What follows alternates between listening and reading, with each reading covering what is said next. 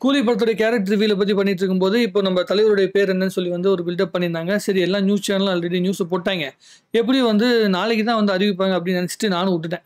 கடைசியில வந்து பார்த்தோம்னா, உடனே 1 ஹவர்லயே போடுவாங்க. நான் டவுட்ல தான் இருந்தேன் நானு. அதனால தான் 5:30 வரைக்கும் வெயிட் பண்ணேன். சரி வேற ஏதாவது அப்டேட் வருமா?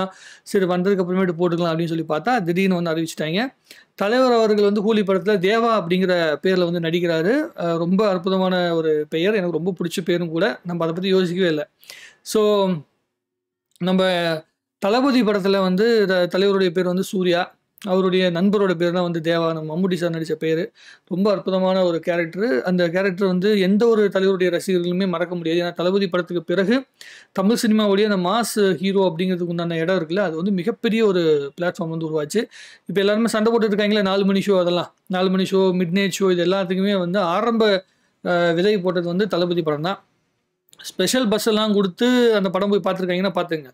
தளபதி படத்துக்கு தியேட்டருக்காக ஸ்பெஷல் பஸ்லாம் விட்டாங்களாம். அவ்வளோ பெரிய ஹிட். அதாவது மரண ஹிட்ன்னு சொல்லுவாங்கல்ல, அந்த மாரி ஹிட்டு.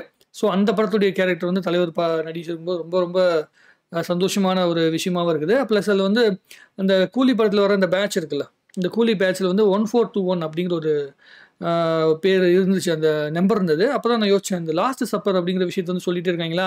ஸோ அது ஓரியன்டடா இருக்குமோ அப்படின்னு சொல்லி வந்து நான் பைபிளோட வாசகத்த போய் தேடி பார்க்கலாம்னு சொல்லி போய் பைபிள் வாசகத்தில 1421 அப்படின்னு சொல்லி தேடி பார்த்தா, ஜான் 14 அவர் ஈஸ்ட் போட்டு 21 வரும்ல. அதிகாரம் 14 வசனம் 21 அப்படிங்கிறதுல என்ன வருதுன்னா, இங்கிலீஷ்ல வந்து படிச்சத நான் தமிழ்ல சொல்றேன். அது என்ன வசனம்னா, வாசகம்னா எனக்கு புரிஞ்ச வரைக்கும் சொல்றேன். அது வந்து அவங்க கிறிஸ்டியானிட்டில சொல்லும்போது அவங்க ஒரு டெர்ம்ல சொல்லுவாங்க. நீ வந்து என்ன வந்து விரும்புறாய். அதாவது நான் அத எப்படி சொல்றதுன்னா, அந்த வசனம் எப்படின்னா, அதாவது என்னுடைய கருத்து, என்னுடைய கட்டளைகளுக்கு நீ வந்து கட்டுப்பட்டு நிக்கும்போது, நீ என்னுடைய அன்புக்கு பாத்திரமானவனா மாறிடுவ. அப்படி இல்ல, என்னோட அன்புக்கு பாத்திரமா இருப்ப. என்னுடைய தகப்பனுக்கும் அன்புக்கு பாத்திரமா இருப்ப. அந்த தகப்பன் அப்படிங்கிறது இங்க வந்து கர்த்தர சொல்லுவாங்க. ஸோ பாத்திரமா இருப்ப. அப்படி இல்லை அப்படிங்கிற பட்சத்தில வந்து நீ என்னுடைய அன்புக்கான ஆளா இருக்க மாட்ட அப்படிங்கிற மாரி ஒரு வாசகம். அது வந்து கிட்டத்தட்ட வந்து நீங்க இந்த வில்லன் கேரக்டருக்கு தகுந்த மாதிரி நீங்க மாடிஃபை பண்ணி கூட அந்த வாசகத்த சொல்லிக்கலாம். இன்னும் நெறைய ரிசர்ச் பண்ணி அத பார்க்கணும். அது என்னன்னு தெரியல. நெறைய பேர்கிட்ட கேட்கணும்.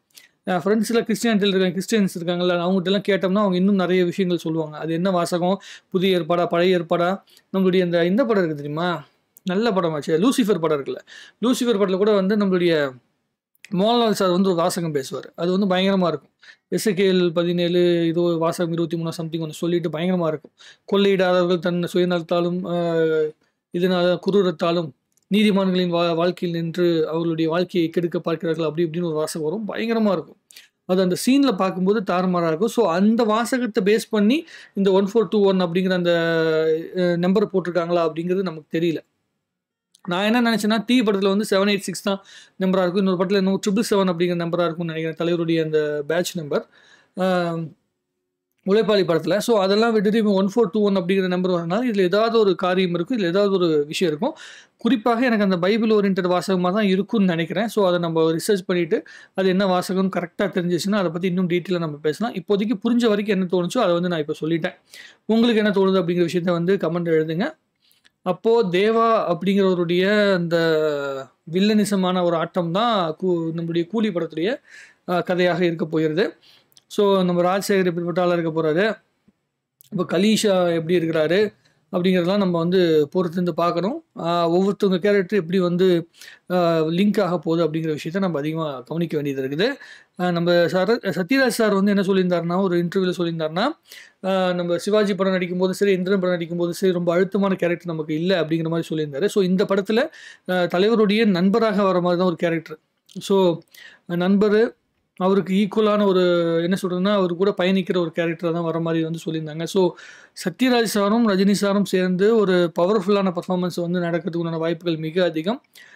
நாகார்ஜுன் சாருக்கு என்ன மாரி கேரக்டர் வருது, சத்யராஜ் சாருக்கும், ரஜினி சாருக்கும் வந்து உருவாக்கப்படுகின்ற அந்த சீன்கள்ல எந்த அளவுக்கு அழுத்தமான வந்து என்ன சொல்றதுன்னா, பெர்ஃபார்மன்ஸ் வரப்போகுது அப்படிங்கிற விஷயம்லாம் நம்ம பொறுத்திருந்து தான் பார்க்கணும்.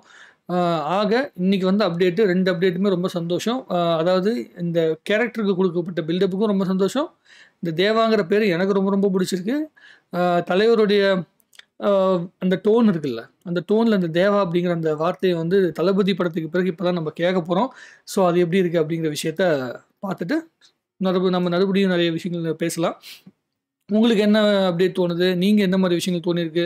இதுவரைக்குமே வந்த இந்த கேரக்டர் ரிவ்யூல வச்சு நீங்க என்ன மாதிரியான கதைய வந்து யோசிச்சு வச்சிருக்கீங்க அப்படிங்கிறதெல்லாம் நீங்க கமெண்ட் எழுதுங்க. ஏன்னா இப்ப தான் டிஸ்கஸ் பண்ணிக்கணும். அவங்க ஷூட்டிங் எடுக்கிற வரைக்கும் நம்ம சொல்றது தான் கதை. நம்ம திங்க் பண்றது தான் கதை. கூலி படம் இப்படி இருக்கும். சத்யராஜ் சாரோட கேரக்டர் இப்படி என்ன சொல்றது இன்ட்ரோடக்ஷன் இப்படி இருக்கும். ரஜினி சாரோட இன்ட்ரோடக்ஷன் இப்படி இருக்கும். நாகார்ஜுன் சாரோட அந்த ஃபைட் சீக்வன்ஸ்லாம் எப்படி இருக்கும். நம்மளா ஒரு பில்டப் பண்ணி இந்த வலைபேச்சுன்னு ஒரு இது இருக்காங்கல்ல யூடியூப் சேனல். அவங்க வந்து பார்த்தீங்கன்னா படம் தெரியுமோ தெரியாதோ, கதை தெரியுமோ தெரியாதோ அவங்க பாட்டுக்கு இஷ்டத்துக்கு பேசிட்டு இருப்பாங்க. பட் ஆனால் அதில் வந்து சில விஷயங்கள் உண்மை இருக்கும். சில விஷயங்கள் பயங்கரமாக இருக்கும். ஜெயிலர் படத்தோட கதை அவங்க சொன்னதெல்லாம் பயங்கர உண்மையாக இருந்துச்சு. அப்புறம் விக்ரம் படத்துக்கு பற்றி அவங்க சொன்னது ரொம்ப பயங்கரமாக இருந்தது. பீஸ்ட் படத்தை வந்து பார்த்தீங்கன்னா தங்கச்சி சென்டிமெண்ட்டு ரொம்ப பயங்கரமான தங்கச்சி சென்டிமெண்ட் வந்து பீஸ்ட் படத்துக்குள்ளே இருக்குது அப்படின்னு சொல்லியிருந்தாங்க. அதில் விஜய் சாரை சைட் அடிக்கிற கேரக்டர் நினச்சிருந்த அபர்ணா இருக்காங்களா அவங்கள தான் வந்து அபர்ணா தாஸ்ன்னு நினைக்கிறேன். அவங்கள தான் வந்து தங்கச்சி கேரக்டராக வந்து இவங்க வந்து சொல்லிட்டு இருந்தாங்க. ஸோ படம் எப்படி இருந்துச்சு அப்படின்னு தெரியும். ஸோ வலைபேச்சு அவர்கள் மாதிரி பேசிக்காமல் நம்ம வந்து நம்மளுடைய மனப்பேச்சை பேசிக்கலாம். ஸோ நம்ப தேவையில்ல அவங்களுடைய பேச்சுக்களை நம்ம நம்ப தேவையில்ல. பட் ஆனால் நமக்கு தோணுகின்ற ஃபேன்ஸ் தியரிலாம் பேசி டிஸ்கஸ் பண்ணிகிட்டே இருப்போம். அதுதான் ஒரு படத்துக்கான ஒரு சந்தோஷமான விஷயமா இருக்கும். இன்னொரு மேட்டர் சொல்லிடுறேன். இப்போ இந்த செய்திகள்லாம் பற்றி போடும்போது இந்த அப்டேட்லாம் வந்து தமிழ்நாட்டுக்கு ரொம்ப அவசியமான விஷயமா அப்படின்னு ஒருத்தர் வந்து கமெண்ட்ல அடிக்கடி கேட்டுகிட்டே இருப்பார். அது யாருன்னு தெரில. ஆனா பெண்ணானே தெரியல ஒருத்தர் வந்து கேட்டுக்கிட்டே இருக்காப்புல. நான் சொல்றது என்னன்னா, நீங்க வந்து நாட்டு மேல இருக்கிற அக்கறையான ஒரு அப்டேட் வேணும் அப்படின்னு சொல்லி கேட்டீங்கன்னா, அந்த செய்திகள் இருக்கு. செய்தி ஊடகங்கள் இருக்கு. அதுல வந்து அரசியல் சம்மந்தப்பட்ட விஷயங்கள மட்டுமே நெறைய பேர் வந்து பேசிட்டு இருப்பாங்க. அங்க போய் நீங்க எழுதலாம். சினிமா செய்திகள்ல ஒரு சாதாரணமான ஒரு அப்டேட் குடுத்துட்டு இருக்க இடத்துல, அந்த அப்டேட்டுக்குள்ள வந்துகிட்டு நீங்க எப்படி சொல்றது? நாட்டுடைய அந்த என்ன சொல்லுவாங்க? நாட்டு மேல அக்கறை உள்ள விஷயங்கள் அப்படின்னு சொல்லி வந்து பேசிட்டுருக்கல அர்த்தம் கிடையாது. இப்ப இந்த செய்திக்குள்ள வந்து இந்த அப்டேட்டுக்கு கீழ வந்து நீங்க போடுறதுனால நாட்டுக்கு என்ன மாற்றம் ஏற்பட்டுற போகுது? அதேதான். இது வந்து சினிமாவுடைய அப்டேட்டு. ஒரு சினிமா படத்துக்கு இந்த அப்டேட் தேவ. ஆடியன்ஸோட அதே மாரி ஃபேன்ஸோட இந்த டிஸ்கஷன் வந்து கண்டிப்பா சினிமாவுக்கு தேவ. இதே மாரி அரசியலுக்குள்ள இருக்கிற ஒவ்வொரு விஷயங்களையும் மக்கள் டிஸ்கஸ் பண்ணணும். நம்மளுடைய சேனலுக்குள்ளேயே கிட்டத்தட்ட 100, 150 வீடியோக்கு மேல ரஜினி சார் அரசியலுக்குள்ள வரும்போது அரசியலுக்குள்ள வரேன்னு சொல்லி இந்த டைம்ல கிட்டத்தட்ட வந்து 200 வீடியோக்களுக்கு மேல நம்மளுடைய சேனல்லையும் பண்ணியிருக்கோம். அரசியல் சம்பந்தமா எவ்வளவோ ஆழமான கருத்துக்களை உட்காந்து பேசியிருக்கோம். எல்லா கட்சிகளை பத்தி விமர்சனம் பண்ணி எல்லாமே பேசியிருக்கோம். அதெல்லாம் களத்துல இறங்கி 4 வருஷம் வேலை பார்த்து பேசியிருக்கு. ஸோ அதெல்லாம் பேசி முடிச்ச பிறகு தான் சரி போதும். ரஜினி சார் அரசியலுக்குள்ளேருந்து விலகிட்டாரு. ஸோ நம்மளும் அரசியல் கருத்துலேருந்து விலகி வந்துட்டோம். ஒருத்தனுக்கு ஒரு தலைவன் தான் இருப்பான். என்னுடைய வாழ்க்கையில வந்து அரசியல் ரீதியான ஒரு தலைவராக ரஜினி சார் இருந்தாரு. அவர் அரசியல் விட்டு விலகி போனோன்னே அவர் சினிமாக்குள்ள முழுமையாக போயிட்டாரு. நானும் சினிமா ஓரியன்டா இருக்கிறதுனால சினிமாக்குள்ளே தான் ஒரு 12 வருஷமா பயணம் பண்ணிட்டு இருக்கனால சினிமா அப்டேட்டுக்குள்ளேயே நம்மளோட வாழ்க்கையை கொண்டு போயிட்டேன். என்டர்டெயின்மெண்ட் வித் ஹியூமன் எமோஷன்ஸ் அப்படின்னு அதுக்குள்ளேயே நகர்ந்து போயிட்டேன். புரியும்னு நினைக்கிறேன். மறுபடியும் இதே விஷயத்தை வந்து எக்ஸ்பிளைன் பண்ண வேண்டிய அவசியம் இருக்காதுன்னு நான் நம்புறேன். நன்றி, வணக்கம். வாழ்க தமிழ்நாடு, வளர்க தமிழ் சினிமா.